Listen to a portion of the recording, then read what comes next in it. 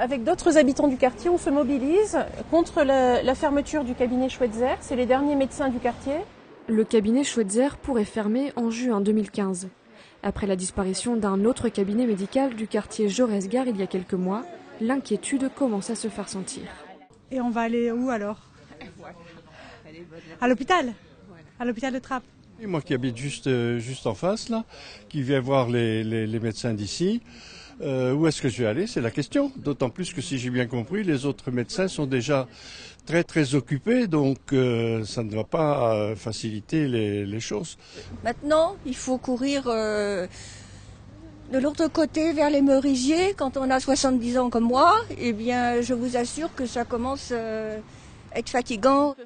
D'après les habitants et le comité de quartier réuni ce matin, ce cabinet laisserait place à un grand nom de l'immobilier pour construire un gros complexe.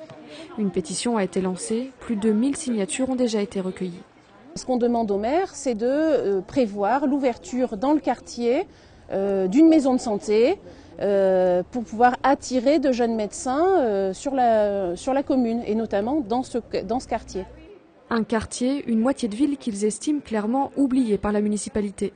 Alors que de l'autre côté de la Nationale 10, vers les Merisiers, un nouveau centre de santé vient en effet d'ouvrir ses portes en juillet dernier. Nous, alors qu'on s'est installé il n'y a pas longtemps, on a déjà effectivement un certain nombre de patients qui viennent nous voir, et notamment pas mal de patients en fait, qui trouvent que les rendez-vous chez les collègues sont assez longs. A priori, il y a à peu près entre 1 et 2 semaines en moyenne pour avoir un rendez-vous. Un temps d'attente trop long qui s'expliquerait d'après ce médecin par un problème plus global, celui du déficit de médecins généralistes sur la ville et plus largement au niveau national. Le manque d'attractivité du métier et un grand nombre de départs à la retraite sont les raisons principales évoquées. En attendant, les habitants du comité de quartier Jaurès-Gare de Trappes continuent de faire signer leur pétition. Ils ont également écrit un courrier au maire et attendent toujours un retour. Sollicitée à plusieurs reprises, la municipalité n'a pas non plus donné suite à nos demandes.